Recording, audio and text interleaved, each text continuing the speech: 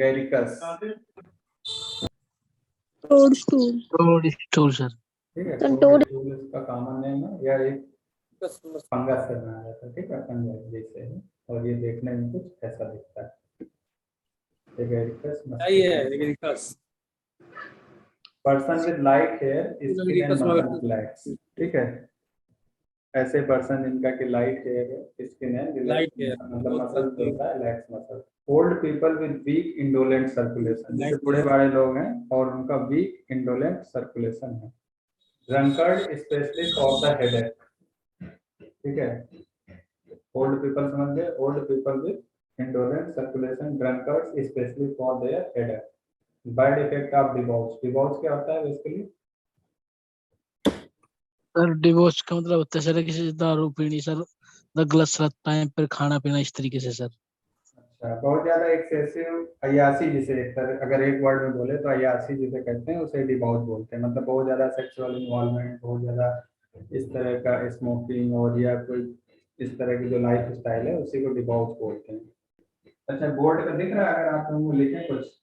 अच्छा, जैसे इसमें अभी है ड्रंकर्ड्स का है ना, कि ड्रंकर्ड्स का क्या होता है, ठीक है, तो बहुत सारे इसमें सिम्टम्स हैं जो कि ड्रंकर्ड्स का अलग अलग आपको याद रखना है। जैसे कोई पेशेंट है वो शराब पीने वाला है, जैसे देखो नशेड़ी वाले हैं ना, बहुत ज्यादा शराब पीते हैं, फिर इनके बाद क्या हुआ, अगर इनको हेडेक डेवलप हो, ठीक है, तो उसमें कौन सी मेडिसिन है, या अगर मान लो किसी को डायरिया हो जाता है, ऐसा तो है नहीं कि सबको एक ही तरह के सिम्टम हो, हेडेक हो गया, डायरिया हो गया, या उसको वोमिटिंग डेवलप हो जाता है, ठीक है, या उसको क्या है, या हिमोटाइसिस डेवलप हो जाता है। तो इस तरह के बहुत सारे सिम्टम्स हैं जिसमें कि अलग अलग मेडिसिन आपको देना है। तो हेडेक में कौन सी मेडिसिन है, अगर किसी को हेडेक हो जाता है? एगेरिकस। Very good. और डायरिया में? एपिस। एपिस। और वोमिटिंग अगर होती है तो? Carbolic acid sir. ठीक है, कार्बोलिक एसिड। अगर हिमोटाइसिस होता है देन? सल्फर और नक्स से क्या है? लैकेज सर। और अगर किसी को हेडेक है और उसके साथ में हिमोराइड्स भी है, नहीं हेडेक भी है और साथ में पाइल्स भी है, तब कौन सा मेडिसिन होगा? लैकेज सर। लैकेज, ठीक है। तो ये कुछ मेडिसिन है जो कि आपको डिफ्रेंशिएट करके याद रखना है। तो ये हम अपने स्क्रीन पे भी शो कर रहे हैं, आप लोग देख लीजिएगा, ठीक है। अगर किसी को हेडेक हो रहा है, headache of drunkards, then medicine agaricus. Diarrhoea of drunkard, then medicine apis. Vomiting अगर किसी को हो रहा है, देन मेडिसिन कार्बोलिक एसिड। ऐसा जरूरी तो नहीं कि जिसने भी शराब पिया है, दारू पिया है, उसको एक ही तरह का कंप्लेंट, और किसी को हो सकता है वोमिटिंग होने लगे, किसी को डायरिया होने लगे, किसी का सर दर्द करने लगे। तो आपको अलग अलग मेडिसिन याद रखना है, एमसीक्यू के पॉइंट से भी बहुत इंपॉर्टेंट सारी। कंप्लेन ऑफ ओल्ड ड्रंकर्ड, अब यहाँ पर लिख दिया केवल कंप्लेन ऑफ ओल्ड ड्रंकर्ड, मतलब कोई कंप्लेन स्पेसिफाई नहीं किया। देन मेडिसिन बराइटाकार, मतलब बहुत समय से, लंबे समय से पीता चला आ रहा है, अब उसको कोई कंप्लेन हो। कंप्लेन ऑफ ड्रंकर्ड आफ्टर एब्स्टेनिंग, मतलब कि पहले वो बहुत पीता था, फिर उसने क्या किया, छोड़ दिया, तो जब से छोड़ दिया तब से उसको कंप्लेन डेवलप हो गई, मतलब उसको सर दर्द रहने लगा, उसको भूख नहीं लगती है, नींद उसको प्रॉपर नहीं आता है। तो complaint of drunkards after abstaining, छोड़ने के बाद में जो उसको कंप्लेन आती है, then you have to give calcarea ars. Diseases peculiar to drunkards, अब यहाँ पर भी डिजीजेस का कोई नाम नहीं लिया, लेकिन बोला कि ऐसी डिजीजेस जो स्पेशली ड्रंकर्ड्स को होती हैं, देन अगर होगा तो medicine cocculus. After arsenic in ascites of drunkards, मतलब कोई एक ड्रंकर्ड्स है, उसको क्या था, एसाइटिस था, एसाइटिस में आपने उसको मेडिसिन कौन सा दिया, जैसे जो जनरल प्रिस्क्रिप्शन वाली मेडिसिन है, एसाइटिस में आर्सेनिक हो गया, एपोसाइनम हो गया, एप्टिस हो गया, इस तरह का, तो ये prescribe the medicine arsenic, arsenic in ascites. उसके बाद में कौन सी मेडिसिन देना है, ये जनरली इंडिकेट करती है तो फ्लोरिक एसिड, मतलब एक ड्रंकर्ड को एसाइटिस हुआ, आर्सेनिक प्रेस्क्राइब किया गया, अब आर्सेनिक प्रिस्क्रिप्शन के बाद कौन सी मेडिसिन देना है उसको, फ्लोरिक एसिड, अगर सिम्टम एग्री कर रहे हैं तो, ये आप हमेशा याद रखिए। Nux and opium in haemoptysis of drunkard, मतलब पी तो लिया लेकिन अब उसको क्या हो रहा है, उल्टी हो रही है। हिमोटाइसिस मतलब क्या हुआ, खांसी के साथ में अरे खून आना होता है या फिर जीआईटी से खून आना होता है? सर रेस्पिरेटरी सिस्टम से फ्रेश बोलना अगर फ्रेश खांसी ब्लड। के साथ में खून खांसी आता है उसको देन इट इज हेमोप्टाइसिस, और अगर उसको जीआईटी से खून आता है देन इट इज हेमेटिमेसिस। एमिसिस। ठीक है, और अगर उसको इसके ब्लड इन स्टूल होता है तब उसे क्या बोलते हैं?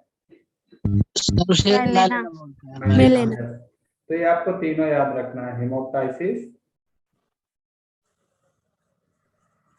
और फिर इसके बाद हेमेटिमेसिस और तीसरा है मेलिना। सोर्स क्या है ब्लड का, उससे आपका ये डिफरेंशिएट होगा। इसमें रिस्पिरेटरी सिस्टम सोर्स होता है और इसमें क्या होता है, जीआईटी सोर्स होता है, और इसमें भी जीआईटी होता है बट इसमें स्टूल के साथ में ब्लड होता है। ठीक है, तो कंफ्यूजन? No sir. ओके, अब इसके बाद आते हैं drunkards with congestive headache and haemorrhoids. नहीं, अभी हम लोग बात कर रहे थे कि हेडेक भी हो रहा है और उसके साथ में हेमोराइड्स भी है। देन मेडिसिन कौन सा है? Lachesis. Chronic alcoholic, dropsy and other elements of drunkards. अब जैसे क्रोनिक अल्कोहलिक मतलब नहीं पता कि कई लोग बचपन से शुरू कर दिए, मतलब जब यंग थे तब से शुरू कर दिए और हो सकता है 60 साल 70 साल तक की उम्र हो जाए तब भी वो पीते ही रहे। तो क्रोनिक अल्कोहलिक में जिसके कारण उनका लीवर डैमेज हो गया, फिर इसके बाद उनको ड्रॉप्सी डेवलप हो गई या और भी कोई कंप्लेन डेवलप होती है, तो उस कंडीशन में आप सल्फर दे सकते हैं। तो chronic alcoholic, dropsy and other element of drunkard, then medicine sulphur. Internal trembling of drunkards, अगर जैसे ड्रंकर्ड्स है और उसको इंटरनल ट्रम्बलिंग फील हो रहा है, मतलब अंदर से ऐसा लग रहा है शरीर कप रहा, देन मेडिसिन सल्फ्यूरिक एसिड। तो ये सारे सिम्टम्स जितने 11 हैं ये आपको याद होना चाहिए। ठीक है, तो अब चलते हैं हम लोग अपनी प्रीवियस मेडिसिन में। हाँ, तो person drunkard specially of their headache, bad effect after debauch. ठीक है, बहुत ज्यादा यासी और इस तरह की लाइफ जी ली है उसके बाद भी अगर कंप्लेन होता है then you can think about headache. Delirium with constant raving, delirium होगा और उसके साथ लगातार दिमाग उसका चलता रहेगा, इधर उधर घूमता रहेगा और उड़ाता रहेगा इस टाइप का, तो delirium with constant raving. Delusion tries to get out of bed, मतलब डिल्यूजन होगा और हमेशा बेड से उठ के जाना चाहेगा, इधर चले जाए उधर चले जाए। और डिलीरियम इन टाइफाइड या टाइफस कंडीशन में। Headache, headache of those who readily become delirious in fever और विद पेन। ऐसे लोग जैसे डिलीरियम बेसिकली क्या मतलब होता है, जैसे उसके जो सेंसेस होते हैं वो थोड़ा सा डिसओरिएंटेड हो जाते हैं, मतलब पेशेंट को टाइम प्लेस और इसका बेसिकली ठीक से ज्ञान नहीं रहता। ये है इसको कि headache of those who readily become delirious in fever और विद पेन। जैसे नहीं थोड़ा सा भी उसको सर दर्द हुआ या थोड़ा सा भी फीवर आया या थोड़ा सा भी कुछ प्रॉब्लम हुआ तो कैसा हो गया, पेशेंट डिलीरियम वाली कंडीशन में चला गया, मतलब उसको प्रॉपर्ली समझ में नहीं आ रहा, कुछ भी बड़बड़ा रहा, कुछ भी बोल रहा, इस तरह का। तो उस कंडीशन में आपको इसके बारे में सोचना है, एगेरिकस के बारे में। A person subject to chorea, twitching or grimaces from spinal affection। तो अगर किसी को भी कोरिया और इसके साथ में हेडक हो रहा है या फिर स्पाइनल अफेक्शन के साथ में अगर उसको हेडक हो रहा है। चिलब्लेन अगेन वेरी इंपॉर्टेंट, जैसे उस दिन हम लोगों ने एक मेडिसिन और पढ़ी थी चिलब्लेन की, कौन सी मेडिसिन थी? Abrotanum sir. Abrotanum, yes. तो चिलब्लेन में आपको दो मेडिसिन याद रखना है बहुत अच्छे से, एब्रोटेनम और एक ये कौन सी मेडिसिन है, एगेरिकस। ठीक है, एब्रोटेनम और एगेरिकस आपको याद रखना है चिलब्लेन की कंडीशन। अभी बाद में एक और पढ़ेंगे आप जिंकम मेटेलिकम, लेकिन अभी आप ये देख लीजिए एब्रोटेनम है एगेरिकस। तो चिलब्लेन क्या होता है, बेसिकली जब बहुत ज्यादा ठंड की कंडीशन होती है तो इस तरह से फिंगर में इन्फ्लेमेशन हो जाता है, रेडनेस हो जाता है और वहां पर इचिंग बहुत ज्यादा रहता है, इचिंग रहता है, रेडनेस रहता है और स्वेलिंग रहता है। तो this is the chilblain that itch and burn intolerably, मतलब बहुत ज्यादा खुजली होगी और बहुत ज्यादा जलन होगा। Frostbite and all consequences of exposure to cold, मतलब फ्रॉस्ट बाइट होगा। अब देखो फ्रॉस्ट बाइट और चिलब्लेन में थोड़ा सा डिफरेंस होता है, तो क्या मतलब चिलब्लेन कह सकते हैं थोड़ा सा स्टार्टिंग स्टेज है और फ्रॉस्ट बाइट जो होता है कह सकते हैं कि सीवियर इंजरी के कारण होता है। जैसे इंजरी नहीं होता, हम लोग थर्मल इंजरी पढ़े होंगे, तो थर्मल इंजरी में क्या होता था, कोल्ड से भी इंजरी होती है और हीट से भी इंजरी होती है। नहीं, हीट से इंजरी जैसे बर्न हो गया, स्कार्ड हो गया, ये सारी चीजें आपने पढ़ी होंगी। और जो थर्मल इंजरी कोल्ड से होती है उसके अंतर्गत चिल्ब्लेन आता है, फ्रॉस्ट बाइट होता है। फ्रॉस्ट बाइट में बेसिकली क्या होता है, यहाँ पर जितने टिश्यू और ये सब होते हैं वो जम जाते हैं, एक तरह से बर्फ बन जाते हैं। बहुत ज्यादा सीवियर कोल्ड का एक्सपोजर होता है, जिस कारण से फिंगर वगैरह सब कैसी हो जाती है, ब्लैक हो जाती है। फिर यहाँ पर गैंग्रीन भी डेवलप हो सकता है और पेशेंट का एम्पुटेशन भी करना पड़ सकता है। तो this is the frostbite या और भी उसके consequences specially due to exposure of cold. तो ये होता है एगेरिकस के केस में। तो आपको जैसे अभी ठंड का मौसम आ रहा है, बहुत सारे लोग हो सकता है आपके पास आए इस तरह की कंप्लेन लेके कि उनको उंगलियां फूल गए हाथ की या पैरों के साथ में, उसमें इचिंग होता है, रेडनेस होता है, या जैसे फ्रॉस्ट बाइट की कंडीशन होती है, मान लो कोई बहुत ज्यादा ठंडे प्रदेश में चला गया, ठीक है, और वहां पर उसका क्या उंगलियां जम गई एकदम से पैर की या हाथ की, देन एगेरिकस में help in this situation to this type of patient. ठीक है, कोई कंफ्यूजन? ये आप फिगर को अपने दिमाग में रखिएगा और कभी भी इस तरह के केसेस में आप देख सकते हैं।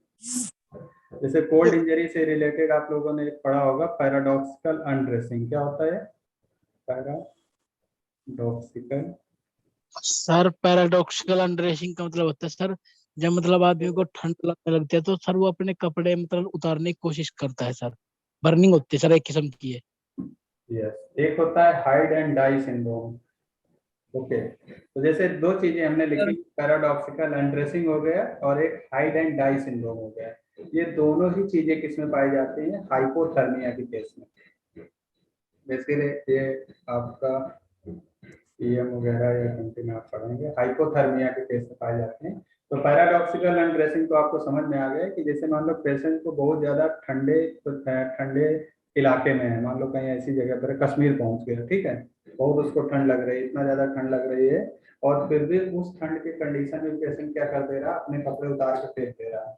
तो कभी कभी इस तरह के जो केसेस होते हैं, जैसे मान लो कपड़े उतार दिया पेशेंट, इतना ज्यादा ठंड है कि उसकी डेथ हो गई, तो कभी कभी इस तरह के केसेस में एक वो गलत मैसेज देते हैं बेसिकली उसमें, कि हो सकता है कि सेक्सुअल असॉल्ट का कंडीशन रहा हो, क्योंकि नेकेड पेशेंट पड़ा हुआ है, कपड़े उसके सारे उतार दिए हैं, तो ये डेथ के बाद में एक जांच को गलत दिशा भी दे सकते हैं, मिसगाइड भी करते हैं इस तरह की कंडीशन। बट अगर कहीं पर जैसे मान लो ठंडे प्रदेश में कहीं पर डेड बॉडी पाई जाती है, नेकेड है वो, तो इट में भी केस ऑफ पैराडॉक्सिकल अनड्रेसिंग। हो सकता है पेशेंट को बहुत ज्यादा ठंड लगी हो, जिसका उसका जो दिमाग होता है डिसओरिएंटेशन हो जाता है, मतलब उसका माइंड प्रॉपर्ली डिसीजन नहीं ले पाता है, एंड दे पेशेंट ही और सी में स्टार्ट टू मतलब थ्रोइंग हिज और हर क्लॉथ। तो इसे बोलते हैं पैराडॉक्सिकल अनड्रेसिंग, कि बहुत ज्यादा ठंड लगने के बावजूद भी पेशेंट अपने कपड़े फेंक देता है या उतार देता है। इसमें कोई confusion? Hide and die syndrome ये क्या होता है? ये एक ऐसी कंडीशन है, इसमें भी वैसी तरह से होता है कि बहुत ज्यादा पेशेंट को ठंड लग रही, उसका जो दिमाग है वो नॉर्मल काम करना बंद कर दिया, डिसओरिएंटेशन हो गया, और पेशेंट हो सकता है किसी ऐसी जगह पर छुप जाए जहां पर कि और ज्यादा ठंड लगती हो। जैसे मान लो पेशेंट कहीं जैसे घर में कोई एक सबसे ठंडा कमरा है, वहीं पर जाकर अंदर घुस जाए, या फ्रिज के पास ही बैठ जाए, या जैसे मान लो कि पेशेंट को ठंड लग रही है और उसका कोई दिमाग काम नहीं कर रहा है, मान लो ऐसा होता नहीं, लेकिन से फॉर एग्जाम्पल कि एक बड़ा सा ये फ्रिज हो, तो जाके वो फ्रिज के अंदर ही बैठ गए, या जैसे नहीं कोल्ड स्टोरेज वगैरह होते हैं, अगर आप लोगों ने देखा होगा कोल्ड स्टोरेज है, बहुत एक कमरा है बहुत ठंडा है, पेशेंट को बाहर बहुत ठंडी लग रही थी और वो ठंड से बचने के लिए उसका दिमाग नहीं काम कर रहा, वो जाके उसी रूम में घुस के बैठ गया जहाँ पर सबसे ज्यादा ठंडा था। तो इसे बोलते हैं हाइड एंड डाई, मतलब छुप गया वहां पर बचने के लिए, लेकिन वो वहीं पर मर गया। तो ये भी किस कंडीशन में पाई जाती है? इन कंडीशन ऑफ हाइपोथर्मिया। ठीक है, बात समझ में आ गई? जी सर। इन दोनों में Yes, कोई sir. कंफ्यूजन तो नहीं कि दोनों ही Yes, condition sir. Hypothermia case में पाई जाती हैं? दोनों में उसके Yes, दिमाग sir. में डिसोरिएंटेशन होता है, ब्रेन उसका प्रॉपर्ली काम नहीं कर रहा होता है, और जिसके कारण से उसकी डेथ हो जाती है। इनवॉल्वेंट्री मूवमेंट, अब देखो इसका ये भी इंपॉर्टेंट है, involuntary movement while awake and ceases during the sleep. मतलब जब पेशेंट जग रहा होता है तब उसका इनवॉल्वेंट्री हो सकता है, हाथ का उसका ऐसे ऐसे ऐसे ऐसे इनवॉल्वेंट्री मूवमेंट चल रहा है, लेकिन जब पेशेंट सो गया तब फिर हाथ एकदम से शांत है। This is the very important, involuntary movement while awake and ceases during sleep. Chorea from simple motion and jerk of single muscle to the dancing of whole body. Chorea आपको पता है इन्वॉल्वेंट्री ट्विचिंग ऑफ मसल्स है। तो ये बोल रहे हैं कि एक सिंगल सेट ऑफ मसल्स का भी हो सकता है, मतलब हो सकता है यहाँ की मसल भी ऐसे मतलब सिंगल ट्विचिंग वहां पर हो रहा, या फिर हो सकता है पूरी बॉडी में ही उसका क्या हो रहा हो, तो पूरी बॉडी में हो जाए। तो इसे एक तरह से डांसिंग टाइप का अपीयरेंस होगा, मतलब कभी यहाँ पर होगा तो इस तरह से डांसिंग जैसा आपको दिखाई देगा कोरिया की। ट्रेम्बलिंग ऑफ होल बॉडी, पूरी बॉडी में ट्रेम्बलिंग हो रहा है तो ऐसा लगेगा जैसे पेशेंट डांस कर रहा है, ऐसे ऐसे करके पूरी बॉडी में हो सकता है उसको। तो सिंगल मसल से लेके पूरी बॉडी का इन्वॉल्वमेंट हो सकता है इन कोरिया। और एक चीज याद रखना है कि ट्रेम्बलिंग कब होगी, जब पेशेंट जग रहा होता है, और जब पेशेंट सो जाएगा तो उसको ट्रेम्बलिंग नहीं होगी। Sensation as if I touched or ice cold needle were piercing to the skin, ऐसा लगेगा जैसे आइस यहाँ पे है, जैसे बहुत कितना ठंड उसको लग रहा है, जैसे सुइयां चुभ रहे हैं आइस की या फिर गर्म नीडल की। Sensation as if I touch या ice cold needle were piercing in the skin. तो sensation as if ice touch needle, जैसे बहुत एक ठंडी जो नीडल है वो चुभाई जा रही है, ऐसा करके उसको फील होता है। जैसे बहुत ज्यादा अगर ठंड का सीजन कभी आप लोगों ने फील किया हो या ऐसे कभी माहौल में रहे हो जहाँ पर बहुत ज्यादा ठंड लग रही है, तो उस कंडीशन में इस तरह का फीलिंग आपको फील हुआ होगा। ठीक है, sensation as if I touch as from, या कभी कभी ऐसा भी लग सकता है कि हॉट नीडल उसके छू रही है। बर्निंग, इचिंग, रेडनेस, वही जो चिल्बलेन वाली कंडीशन थी ना, बर्निंग भी हो रहा है, इचिंग भी हो रहा है, रेडनेस हो रहा है ऑफ वेरियस पार्ट। अब ये कहाँ कहाँ पर हो सकता है, कान में भी हो सकता है एकदम से रेडनेस बर्निंग हो जाए, टिप ऑफ नोज में भी हो सकता है, हाथ में भी हो सकता है, फीट में भी हो सकता है, या any other part of body हो सकता है, specially due to exposure of cold. This is again very important symptom. Uncertainty in walking, जब भी पेशेंट चलता है तो उसमें क्या है, uncertainty. Stumble over everything in the way, हर चीज जो होता है ना, स्टम्बल मतलब जैसे चोट लग जाना, और पेशेंट यहाँ से मूव कर रहा है और यहाँ पर चल रहा है, यहाँ पर ये फंस गया यहाँ पर और गिर पड़ा, या यहाँ पर निकल रहा है, यहाँ पर इसको सोफा में पैर लग गया और गिर पड़ा, मतलब स्टम्बल है, किसी चीज से लड़खड़ा जाता है, छोटा सा भी कुछ है उससे वो लड़खड़ा गया, गिर पड़ा, चोट लग गई उसको। तो uncertainty in walking, stumble over everything in the way, हर चीज से वो लड़खड़ा जाता है। Heel pain as if beaten when standing, और पेशेंट को हील पेन होता है स्पेशली व्हेन पेशेंट स्टैंडिंग, और ऐसा लगता है जैसे वो एज इफ बीटन। तो इसको आपको याद रखना है। और spine sensitive to touch and it is worse in morning, spine sensitive to touch, थोड़ा सा भी अगर किसी ने टच कर लिया या, और it is worse in the morning. तो इसमें थेरिडियन भी बहुत अच्छी मेडिसिन है ये। और जैसे एक पेशेंट है, एक हमारा फ्रेंड एक बार बता रहा था कि उसने अपने सर से बोला कि सर हमको ये कमर में दर्द हो रहा है, कमर में दर्द हो रहा है कई दिन से, और बोला कि सर ने बस ऐसे देखने की कोशिश किया कि अच्छा बताओ कहाँ पर हो रहा है, तो क्या बोला, जैसे ही उन्होंने टच किया और इसको बहुत तेज दर्द हुआ। ठीक है, मतलब पेशेंट को इतना तेज दर्द हुआ कि एकदम से बैठ गया वहां पर। तो इस सिम्टम के आधार पर उन्होंने पता नहीं कौन सी इन्हीं दो में से कोई दिया था, बोले कि सिंगल डोज से उसका ये कंप्लेंट ठीक हो गया था बैकएक में। तो ये सिम्टम ने इसलिए बताया कि आप भी ऐसे कंफर्म कर सकते हैं, जैसे मान लो कोई पेशेंट बैकएक बैकएक बता रहा है तो आप एक बार नहीं देखते हैं कि अच्छा कहाँ पर हो रहा है, स्पाइन पे, यहाँ पे हो रहा है, तो अगर पेशेंट इस तरह का कोई रिएक्ट करता है कि अरे बहुत ज्यादा दर्द हो गया, या छूने से उसको सेंसिटिविटी आपको पता चल गई कि patient is very much sensitive specially in spine area, then you can think about agaricus और थेरिडियन। जैसे नहीं कि रूमेक्स का पेशेंट होता है, रूमेक्स के पेशेंट को अगर आप यहाँ पर टच भी कर लेंगे ना तब भी उसको खांसी आ जाएगी। जैसे आपने पूछा खांसी आ रही है, और इफ यू कैन टच, तो आप ऐसे करके कंफर्म कर सकते हैं कि अगर वहां पर छूने से, जरा से भी छूने से अगर खांसी आ जाए, then this is the strong indication of rumex. अब पेन कैसा है इनका, तो पेन सोर एक्टिंग होता है specially in lumbar and sacral region, and it is aggravated during exertion in the daytime and while sitting. तो यही लंबो सैक्रल रीजन पेन होगा, और स्पाइन इसका बहुत ज्यादा सेंसिटिव होगा, ये तो आपको याद ही रखना। Spinal irritation due to sexual excess, मतलब बहुत ज्यादा जैसे सेक्सुअल इन्वॉल्वमेंट किसी का है, सेक्सुअल एक्सेस है, उसके कारण क्या हो सकता है, उसको कोई स्पाइनल इरिटेशन या स्पाइन से रिलेटेड कोई प्रॉब्लम डेवलप हो सकती है। तो यहाँ पर कॉलीफास भी दिया हुआ है and agaricus. Nervous prostration after sexual डिबॉच, ठीक है, बहुत ज्यादा सेक्सुअली डिबॉच के बाद में उसको नर्वस प्रोस्ट्रेशन, मतलब एक तरह से नर्वस को कैसा होगा, प्रोस्टेट हो जाएगा, मतलब कुछ भी उसका दिमाग काम करना बंद कर देगा, कुछ भी उसको समझ में नहीं आएगा, पढ़ाई लिखाई में मन नहीं लगेगा, इस टाइप का nervous prostration after sexual डिबॉच। Epilepsy from suppressed eruptions, again very important, spasm और इपिलेप्सी इसमें बहुत इंपॉर्टेंट होता है। तो एपिलेप्सी फ्रॉम सप्रेस्ड इरप्शन, तो इसमें सोराइनम है, sulphur. Every motion every turn off body causes pain in spine. अब जैसे एक तो था कि किसी ने छू लिया तो उसको बहुत तेज दर्द हो गया, दूसरा है कि पेशेंट अगर जरा सा भी ऐसे टर्न कर लिया तो every turn and every motion of body causes severe pain, तो बहुत ज्यादा उसको पेन फील होगा। Single vertebra sensitive to touch, ठीक है, कभी कभी हो सकता है पेशेंट बोले डॉक्टर साहब ये एक मतलब कि ऐसा नहीं कि पूरा स्पाइन सेंसिटिव टू टच है, सिंगल वर्टिब्रा में be very sensitive to touch.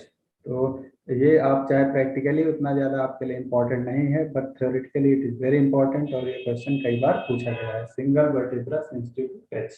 Prolapse bearing down pain almost intelligible, तो प्रोलैप्स यूट्राई आपको इसका कॉमन सिम्टम पता है कि बियरिंग डाउन सेंसेशन होता है, lady will feel as if every organ of body will, मतलब इंटरनल ऑर्गन जो है सब कुछ बाहर आ जाएंगे, तो उसी तरह के इसमें फील होता है। Bearing down pain almost intolerable. Compare इसको लिलियम से, म्यूरेक्स से, सीपीआई, ये सब जब मेडिसिन से आगे कंपेयर किया जाएगा।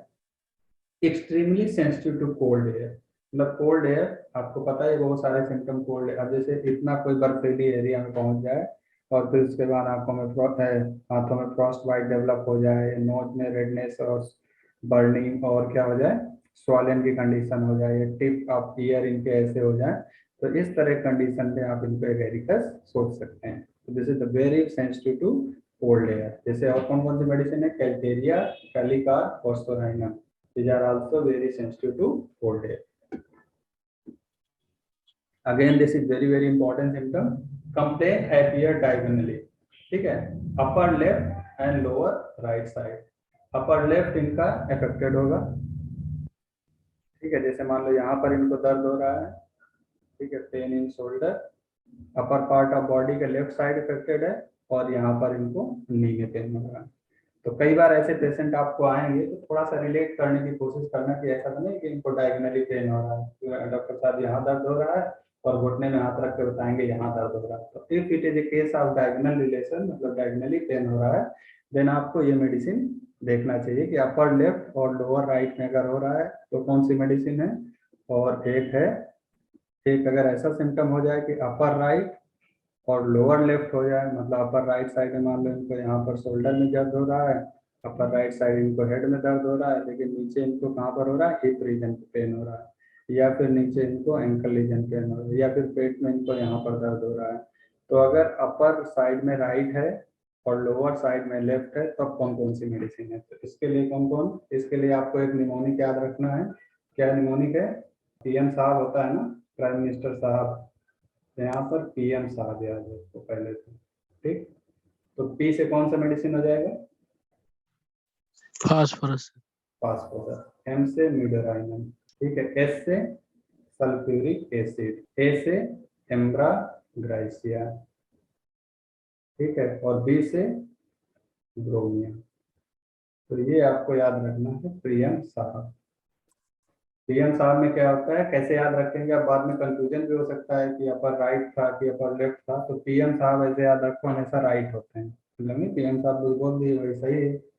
तो पीएम अपर राइट है इनका और लोअर कैसा है, लेफ्ट, मतलब अपर से ही देखेंगे, upper right and lower left. तो ये पीएम साहब है, इनको याद रखना है, upper right and lower left.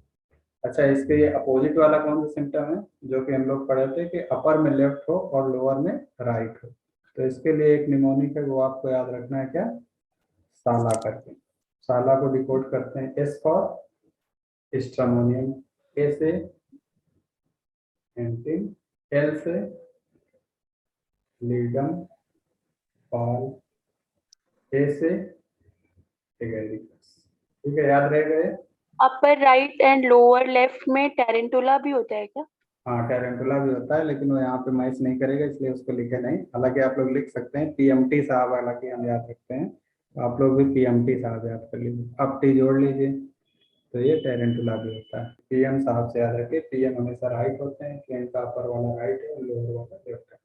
और ये साला में स्ट्रामोनियम एंटीमटाट। अब ये साला याद रखना कि ये एगेरिकस में पूरी मेडिसिन दिया हुआ है ना, तो एगेरिकस इसी में हो गया, और बाकी एक एंटीमटाट याद रखना है। आई थिंक याद रहेगा, 2-3 बार अगर आप इसमें प्रैक्टिस कर लेंगे तो याद रहेगा, वैसे हम भी बीच बीच में पूछते रहेंगे। अब इसके बाद आते हैं रिलेशन। इसमें तो रिलेशन क्या है, इट इज सिमिलर टू ट्रिया, कैलकेरिया, कैनबिस, इंडिगो, आर्साइनस, कैलिकॉसिस, stramonium in the delirium of विल्कोरिया। एग्रीवेशन है after eating, after fights, cold air, mental application, before a thunderstorm. जैसे फास्फोरस सोराइनम में होता है, वैसे थंडर स्टॉर्म से पहले इसमें भी एग्रीवेशन होता है। तो ये थोड़ा सा एगेरिकस के बारे में होता है, ठीक है।